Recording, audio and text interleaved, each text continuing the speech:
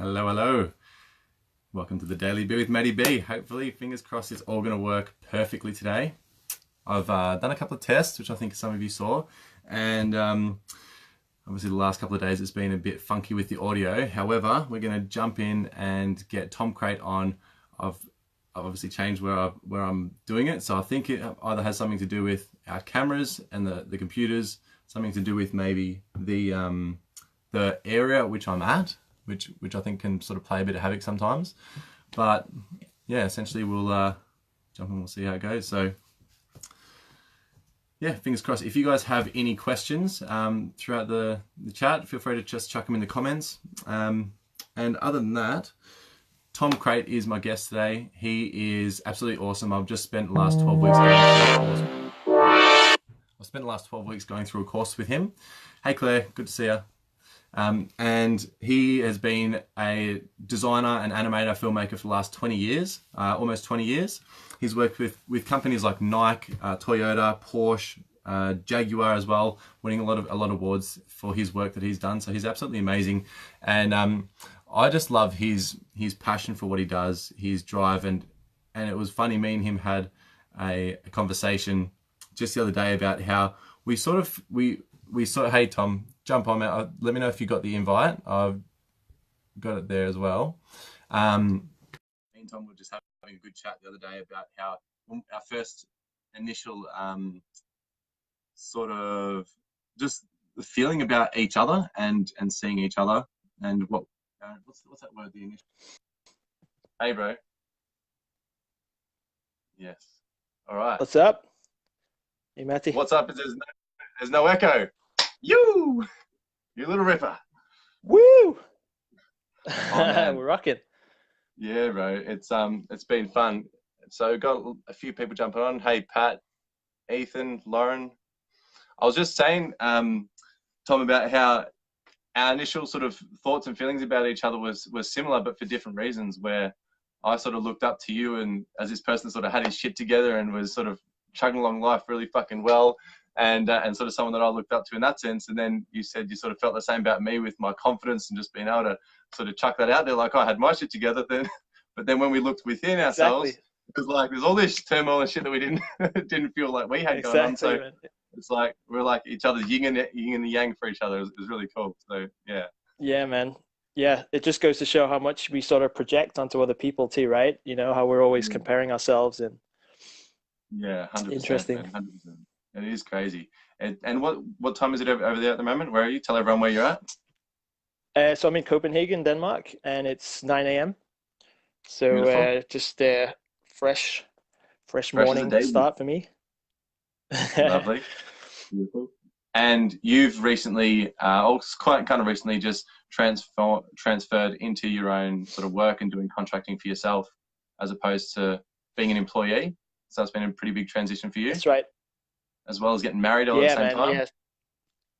Yeah, it's a lot. There's a lot been going on. The last, I guess, the last year and a half has been a lot of big shifts going on in my life. But it's it's an exciting time. I feel like, yeah, I'm figuring. I feel like I'm finally, after 38 years on the planet, I'm finally starting to figure out a few things about life, even though I have a long way to go. I still don't know shit, but um, but at least Good I feel stuff. like, I feel like I'm onto something. I'm figuring a few things out and taking more responsibility, I guess, in my life, which I think is key. That taking responsibility, is that a bit of a catalyst as well when you look back at the old Tom? Oh, for sure. Yeah. I mean, I guess, like, I don't know if we talked about this, but kind of my story is, I've sort of been interested in personal growth and stuff for a long time.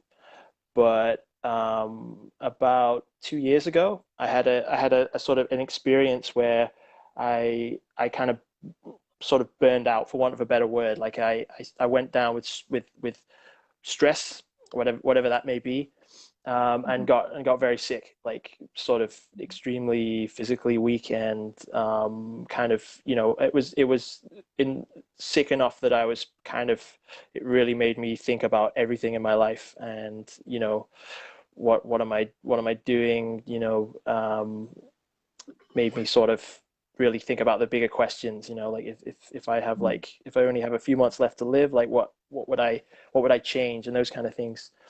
And so it really made me take stock, you know, of a lot of things. And thankfully, I'm fully back to full health now. But Mm. during that time, I decided that I wanted to take more responsibility for my life, because up to that point, I think I'd always been working in full-time jobs, working for other people, and I to a certain extent, I mean, I still do, but to a certain extent, probably more so then, I was definitely I felt like I was at the mercy of events. I was just kind of like coasting along and just taking whatever came at me, and just kind of hoping for things to turn out right without really taking responsibility for where I was in my life. Yeah. So that You sparked a can coast decision like that when you're an to. employee as well. You just got that system, that structure there. You've got other people to rely on. So it does. It's bred for people not to take responsibility. Largely, not all the time, but largely, it's definitely a place for us to be and to sit when we're not fully responsible and taking accountability for our results. And people talk about like that line in the sand moment, that thing that happens in your life that's just the kick in the ass you need to basically just completely change the trajectory of where you're going and what you're up to. So that's obviously that was that for you, yeah. Absolutely. Yeah, yeah. Yeah, and I guess, when you look at it, it's kind of um the whole culture that we're born into in the West is very much about, like, just do these things and then fit into this hole, and then the system will take care of you, like, just find your place and then just kind of shuffle through, and it's Yeah. I think more and more people are realizing now that that there's another way, and that especially now, now more than ever, with Yeah. the internet and all that stuff, like the old, like, paradigms of just fitting into somebody else's box is just not, it's not really working for anybody anymore, No. or not many people at least. Yeah. Absolutely. Um, so yeah, I mean, it brings its own challenges, it's that whole thing of, like, it's like, oh, okay, now I'm self-employed, so now I'm way more responsible for my finances, and for all these other things, which is like, oh my God, what am I gonna, like? So there's many times where I've thought about, like, oh, why don't I just go back to my 9 to 5, and just, Yeah. it's easy and no stress. But Mm. I feel like, I think once you've once I've tasted this kind of sense of freedom, I couldn't go back now, even though So there's talk. there's there's probably been. Sorry, go ahead. Mm. No, I was going to say, I was going to ask you to talk on that initial step into that space and sort of the proof that you build for yourself as you're going along. Like to begin with, as an entrepreneur, there's no real proof other than other people's experience before you and other people that have sort of worn Mm. that trodden path that you can sort of draw on. But other than that, it's really up to your own devices and your own self belief in your own ability and confidence to take you down that path and really just slay that beast in front of you as you're going along blindly. So can you sort of share with people, I guess, how that was for you, and also as you were collecting the proof for yourself that you could do it and you could make a success of it? Yeah, I mean, I think it's something that I've been thinking about for a long time beforehand, and I guess I needed that push, when I sort of realized that I really needed to make some big changes in my life. So I mean, the biggest thing was actually just making that decision. I think I remember sitting down with my Yeah. wife at the time, and having this conversation, and I remember, like, I was just talking about how I can change my life, and so I was talking about, oh, maybe I should go part time, but I wouldn't consider the prospect of actually quitting my job, like, because it was I'd been there for 10 years, and it was such a big part of my life. Mm. I was sort of putting forward all of these different, uh, like, options, like, oh yeah, maybe I'll just ask to do, like, part time, or maybe I'll just change my hours or something. And then she just said to me, well, why don't you just quit? And I was like, it just kind of hit me. I was like, Yeah. quit? I just hadn't Yeah. considered it. But as soon as she said it, I just knew that was the right decision, And I think once I'd made that decision, it's kind of one of Yeah. those things where once you've really made a decision, then it was like, okay, I'm just, I'm committed. I'm going to make it happen. And Yeah. I mean, one thing that helped me a lot was talking to. I have a few friends who are, working in my industry who had been freelancing for a long time, Yeah. and other people who are self-employed, and I kind of got in touch with them and asked them for advice, and that helped a lot. It was very Yeah. reassuring because I think we always have a lot of that's always once you've made that decision, then the next thing that comes is your ego coming at you with all the reasons why you shouldn't do it, right? And it's really good, I think, to talk to someone who's been there and has gone through it, and they can kind Yeah. of put your mind at ease. It's actually not like, yeah, of course, whatever decision you make, there's going to be things that are tough and things that are things that are easy. But Yeah. just to hear from somebody who's kind of been through it, especially someone who's kind of been in it for a while, that they can Yeah. really put you at ease with that kind of thing. So that helped a lot. Yeah. And to That's be part of honest, the it was taking much easier than responsibility. I thought. Yeah, that's part of the Yeah, taking yeah, responsibility, isn't it? Is where you not only take responsibility for your results, but like creating that set path. So it's not that that path ahead is not there. It's just that you need to take responsibility for figuring it out and creating it and finding it in the sort of in amongst the reeds of what other people have done, and have those people around you that can support you and let you know that everything you're feeling's right. I was there as well. Like, you're going through the same shit as everyone else. It's just keep doing it. Just don't stop. uh-huh. Um, so just quickly, guys, with Tom Crate. And Tom, you've been designing, animating, and filmmaking for like almost 20 years. Is that about right? Pretty much, yeah, pretty much, yeah. Yeah. I guess so. I So I was, mean, yeah, like I guess I've been in and out a little bit, but definitely at least like for the last 15 years, pretty much, yeah. yeah. I read on your website, I translate emotions into visual forms. I thought that was awesome. You tell me a bit about sort of Thanks, man. your creative process and sort of, yeah, where your mind is and how your juices flow when it comes to speaking to a client and then going from what their emotions are to the end product of what you actually got there. Right. Yeah, I mean, I guess that's why that's why I was drawn to making like vi animation. It's kind of like that combination of visuals with sound has always Yeah. been like I've always been really moved by that. I was always into movies, and when I was a kid I used to draw a lot, and I used to listen to a lot of music, and just kind of something about just kind of like putting on some headphones and then just focusing on something. It's like creating an alternate reality, um, Yeah. which I've always loved that thing that so that's I guess that's what I always strive for. That's kind of like my goal. If I uh, if I have one when I'm creating work, is to do something that you can watch and kind of get immersed in, you know. Yeah.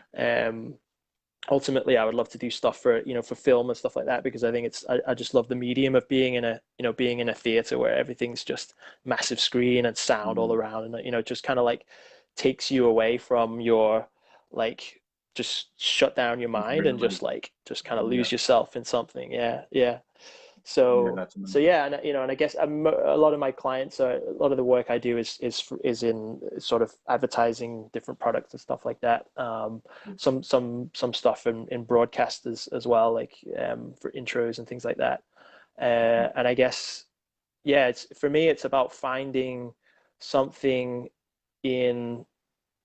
I mean, the cool thing is like pretty much always when a client comes with a request, it's like they have something that they're passionate about in some way, but they're coming at Yeah. it from a completely different angle. They have something that they a product or whatever.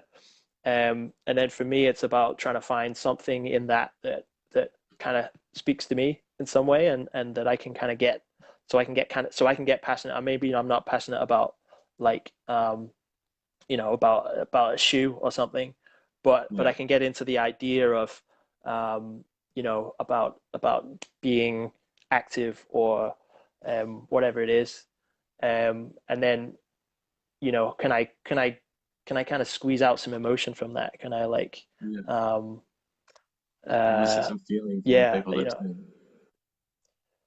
Yeah. yeah, exactly. I mean, and for me, it's more about like just me. It's kind of a very selfish thing in a way. Like I just try and do something that there's a compromise. Obviously, when you're being paid to work, you're doing something for the other person. But I feel like for me, I'm always looking to find to get something that I'm really into at the same time. And I think that's the Yeah. best way to create good work too, right? Because if I'm not into it, then the product is probably isn't going to be that great either, because it'll just be like by the numbers. So that's always, Yeah. it's not always possible, but that's always kind of what I strive for, I guess. It's a Um, good segue yeah. into living with our passion.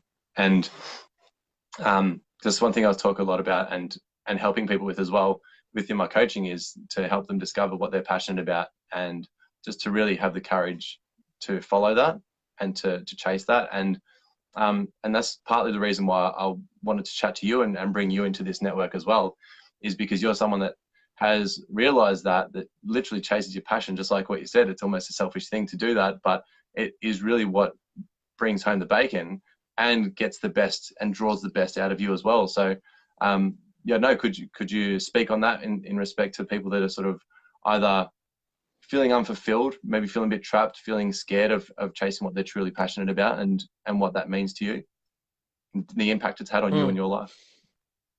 Hmm. Sure. Yeah. I mean, it's like it's a difficult one, because I think there's always a lot of talk about following your passion, and it's not always that easy. It's not always that clear, I think. And in many ways, it's like I definitely feel like I'm in the right, like I am passionate about my work, but there's still times where I feel like maybe this isn't my passion. Maybe there's something else. I still doubt that sometimes, but I feel like um yeah, I don't know.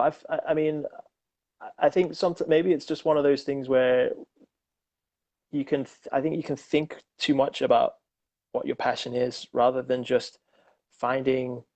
This is just something, this is just kind of my point of view on it. I think you can find passion you know, in anything you're doing. Like even Yeah, I've done a lot of different jobs in different sort of industries before I kind of moved into this one. yeah, And I think there's always something about whatever you're doing, even if generally it sucks. There's always something about it that's kind of that you can get into and get something out of, I think. yeah, And I find like I think maybe the like my advice would be like is just to focus on. It's very easy to focus on what you don't like about your situation, right?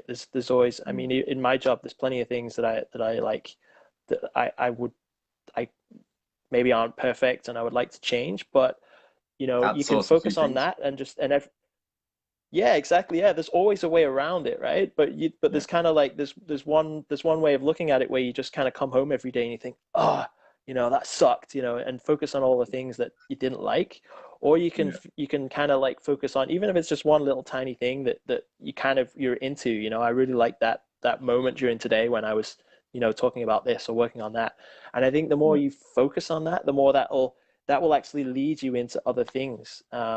yeah, I mean, it was actually fairly random that I when I went to university studying. I studied graphic design, but I kind of figured out fairly early on that I wasn't really a great graphic designer, and I wasn't that into it. And then I just kind yeah, of fell into animation because I just sort of met a guy, sort of a friend of mine, who was starting up this animation business. He said, "Oh, why don't you come and we'll just mess around and we'll do some animations." And it just kind of it just kind of spiraled from there. It was never like a conscious thing. It's like, right, I'm gonna do yeah, animation. It just sort of fell into it. But I yeah, think just being open, I think you can close yourself off from a lot of stuff by focusing. I feel like the more you focus on the things that aren't really working in your life, you're yeah, almost like cementing yourself to that. You're tying weights to yourself, yeah, um, and just sort of being more um, just curious, I guess, and open and know that like even if it feels like I'm not in the right career, but it's like too late to change or it's too hard or whatever, like just kind of just remaining open because you have no yeah, idea what doors are going to open, who you're going to yeah. meet and all that kind of stuff. Just feeling So into what feels right. yeah. And if something doesn't, I think it was Steve Jobs, he said, if you wake up each morning and you ask yourself, am I excited to go and do what I'm about to go and do? And if you answer no a few days in a row, it's time to change. So, Yeah, yeah, and yeah, yeah, and there's always ways to do that, right? There's always something you can, even if it's just starting small by, doing Yeah, something in your spare time that gets you excited. yeah. Um, there's always something you can do, I think, to start moving that needle towards, Mm. a more fulfilling It's just career. gratitude as well. Having gratitude for all the little things. And you know what image was coming to me? You know the Robin Williams movie, Mrs. Doubtfire, how Oh he's yeah. dancing around vacuuming. Like you It's, can it's you can so find so long pleasure. since I've seen it. Yeah, you can find Yeah, pleasure and exactly. passion That's in it. anything. That's You know what I mean? exactly. That's it. That's it. And it's true. It's definitely true. Like it really is. Like it's all just like, it's just kind of tricks of the mind. And yeah, like you say, like gratitude is it's one of those things that's like uh it's almost a cliche, right? That gets talked about a lot, but like, in my own experience from doing like gratitude exercises, like it's insane how much of a difference that makes. Like just by just shifting that like shifting that focus and training your brain to be less Yeah. focused on the negative and more focused on the positive, like has a massive, massive impact. I'm glad you sort of turned it like that as well because um, a lot of people do think about when they're trying to figure out what their passion is. Like I've got to, they think it's a career or like a hobby or a Mm. task or a this or a that. But like you hit the nail on the head, and I think it's fucking awesome that you went there as well. Is because passion is just a sensation. It's a state of being, and we can create a state in an instant, in any instant, about anything. So it really all comes back down to the way we view ourselves, where we focus our attention and our energy, and then being able to really master our emotions and our thoughts, our feelings, our behaviors, so that we can, like our phys. What do they say? Your motion dictates your emotion. So we can master our physiology in states. We can master our thoughts, master our feelings, and that's essentially where the passion is. The passion is in how you are being as a human being in whatever you're doing, whether you're cleaning up your dog's shit or you're doing the dishes, vacuuming, creating some piece of artwork for a company, or playing a violin, whatever it is. You can do anything with passion, and it's yeah, it's awesome that that's sort of where you took that because most people don't. When they first think about it, was like, and I remember that time when I was studying successful people, and I just kept hearing them say, "Oh, you should follow your passions. Only do what you're passionate about." Like I don't have a clue what I'm even passionate about. I don't really know what that means, let alone what it feels like.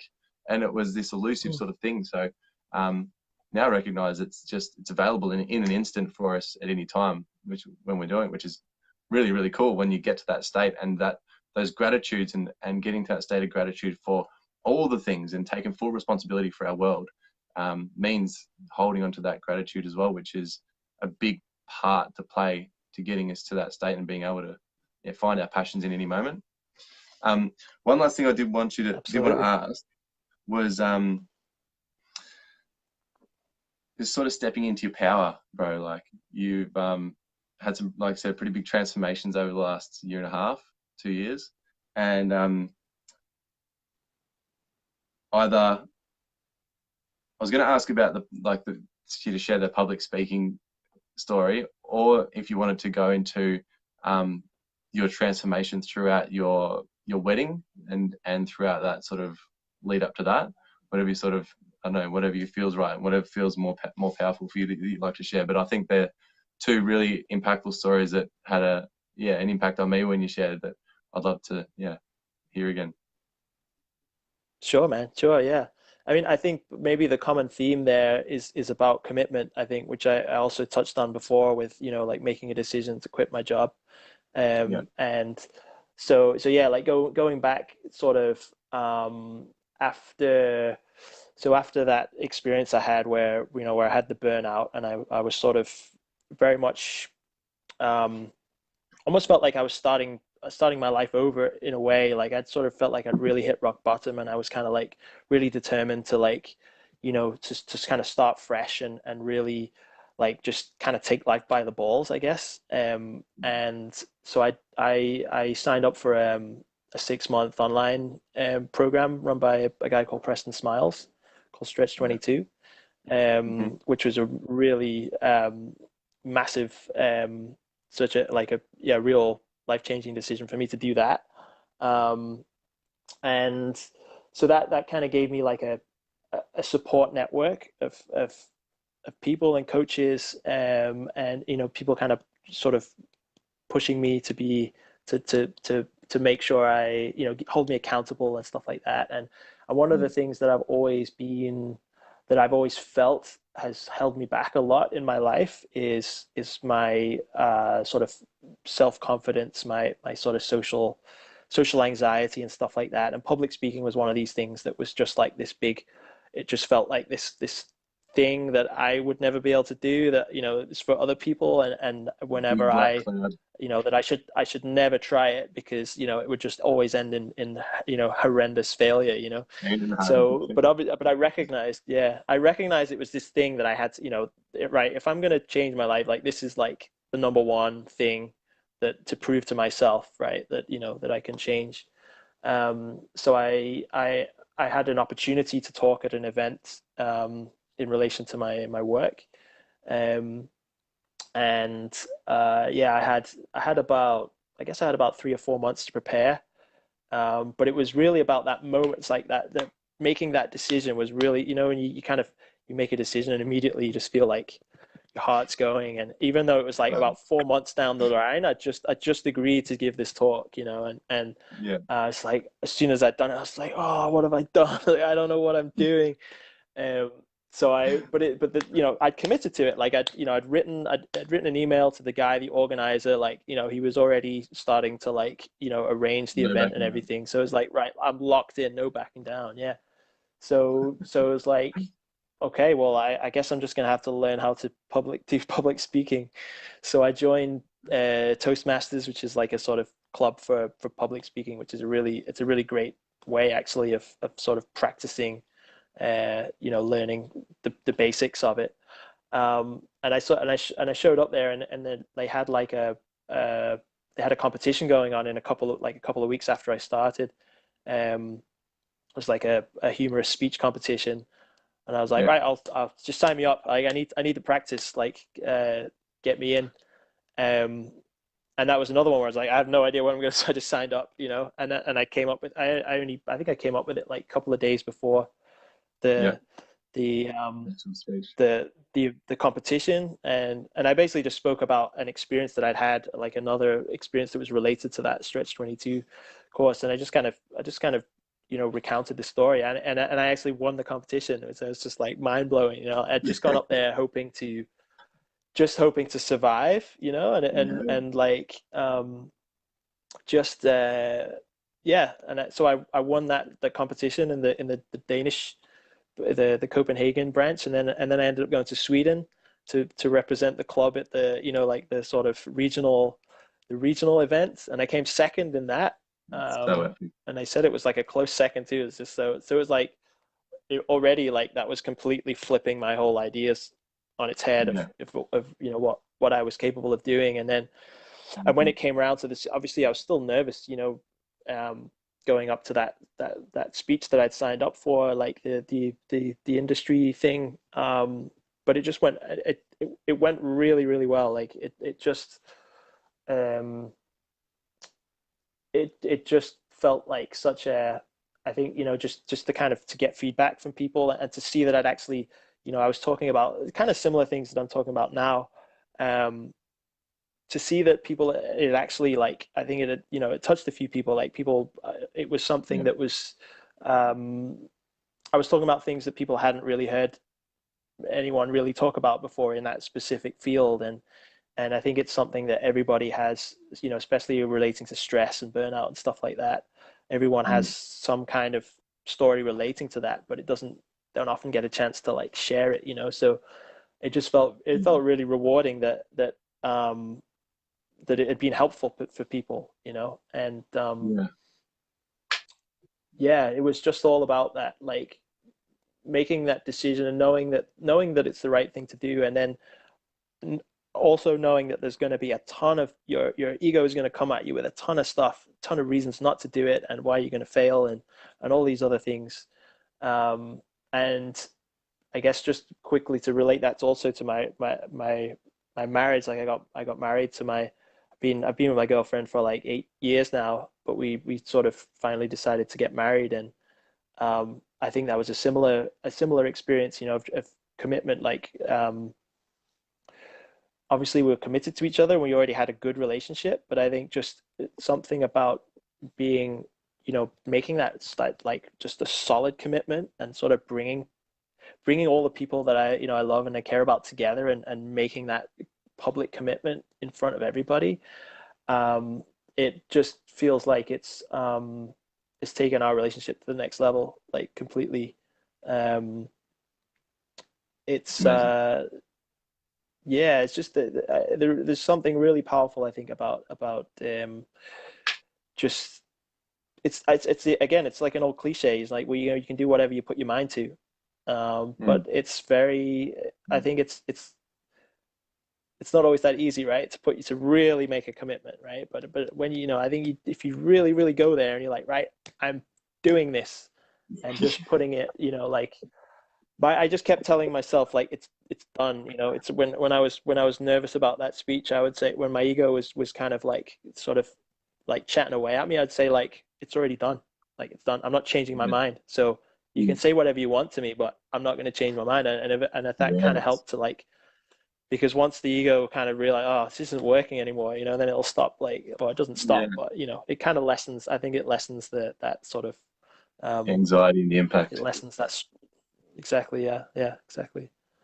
That's amazing. And it is just another example. I was talking on one of my videos the other day about bungee jumping and skydiving, and that lead up to it before you actually take that plunge. And then, yeah, all the ego is just there telling you all the reasons you're going to die not to do it.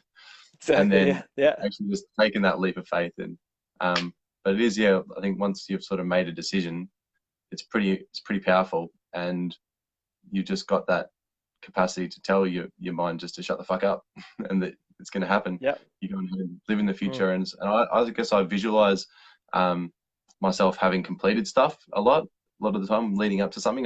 In my mind, I'll be taking my mind forwards and future pacing a lot.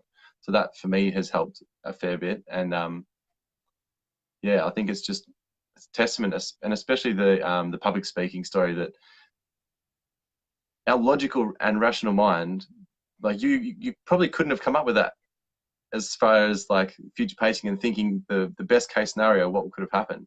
But it's an unreasonable thing to have thought that you were going to win the first one and then get second place at the second one. Like that would have been an extremely unreasonable thing to expect of yourself, of anyone in that situation.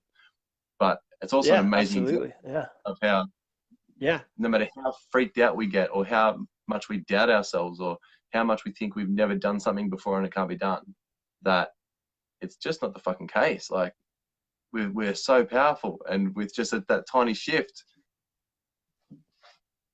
anything's That's it, possible. man. Yeah. It's so like it's really I think we don't realize how negatively skewed our our thoughts can be, because Yeah, yeah, I mean, I'd never considered winning the competition. That really wasn't sort of in my, like the it objective. wasn't my goal or anything. But I No, found like every time, and also when I also, even though I'd done some of these speeches before, I also got really nervous about having to give a speech at my wedding too, and that went amazingly well too. And it I always, bet. like, I found it all, in each of those occasions, it went way better than even how I'd done a bit of visualization and stuff. Like, it went better than I could have even imagined it in every case, which is, I mean, Yeah, I don't expect that to happen every time, but I think it just goes to show that, how the sort of the difference between the reality of it and what my mind was telling me was like such a huge, it was really contrast. not even allowing me to believe, that Yeah, even just the idea that it could go okay was kind of like almost far-fetched, but the fact that it could go like brilliantly well, um yeah, didn't even come into it, so it's just like, each of those experiences, every experience I've had really with public speaking and stuff like that, it's just been like just been a real wake-up call. Like, look, like, you're capable of so much more than you think. Like, yeah, stop putting yourself down and stop talking yeah. yourself down from things. Like, and I think, that applies to It applies to everybody and on all things. I think we do that all the time. You know, we're always talking ourselves out of stuff. Do you find that that voice is getting a little bit dimmer and duller and a little bit less loud within your mind the more that you have these types of experiences? I think it's in some, obviously, like I think in regards to public speaking, like obviously now that I kind of have this proof in my memory, I can say, well, you know, you can't tell me that I can't do it because I just did it, right? Yeah. But it still comes up with stuff like even with the wedding, is the wedding thing was like, oh yeah, but this is different because these are people that you know, so it's going to be totally different. Or oh, but you haven't done a talk for like 6 months, so you've probably forgotten how to do it. You Pretty know, it always creative. finds these little ways to like, oh yeah, it's super creative. Yeah, yeah. Yeah. So, but yeah, I think, you know, I think with anything, obviously, once you start practicing it, then that the strength, that hold that the ego has is kind of lessens. Yeah. But then there's always, I think that we all have, you know, there's all different, we all have different areas, right? Where that ego is, where that voice is stronger. And I guess the only way to lessen that is just by actually pushing the boundaries a little bit, right? And just, and you know, proving to yourself that it's not the case. Practicing. And one of the things I spoke about a bit is just finding like light-hearted training grounds for you to test that stuff out. So for example, I used to just the sense of being uncomfortable, I wanted to strengthen that. So I'd go walk down the street and just eyeball people and not take my gaze off theirs, like just to get comfortable being uncomfortable. And so that when it comes to the real life situations, you're already more prepared and you've strengthened that muscle a bit. So yeah, it's awesome. But man, I'm conscious of your time and obviously everyone else's time as well. But do you want to let people know where they can find you if they want to get some creative animations done for their businesses, want to get some adverts done and stuff like that as well? Because I know you do some amazing work, and I'm sure some people are watching that would love to get some stuff done potentially. Thanks, man. Yeah. Well, I have a website which is Tom Crate. My name, tomcrate.me. That's my website. You can find my email address there. And I mean, also, like, you know, not related to the work thing. I mean, I'm also open to, like, if anyone wants to email me, or, you know, hit me up on Facebook or something. Just if you have anything you want to ask me about, you know, particularly about, you know, stress related stuff, and you know, any advice about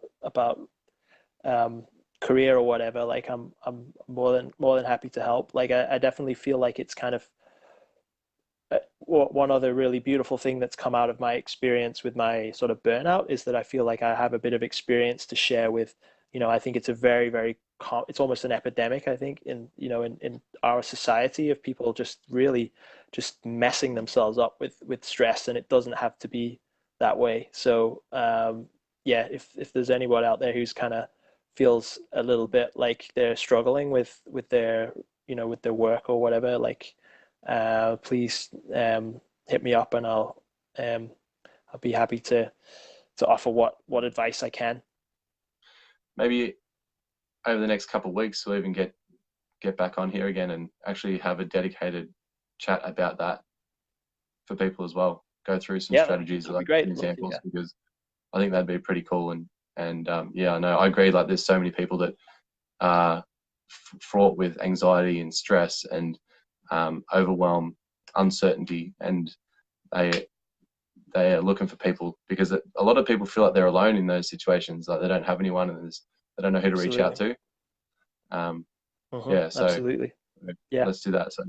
And I still go through it. You know, I still have, like, you've seen me, Matt. Like, I've had even recently, like, some you know, stressful experiences regarding work. But that's the biggest thing is, I think, is being able to have an outlet for it and share it, and to know that you're really, you know, almost everybody experiences that, I think, but we generally don't share it because it's kind of, we look around and we think everyone's doing fine, so it's like, oh well, I better just like suck it up on Instagram and Facebook, looking all beautiful, yeah, and life's going perfect. Exactly.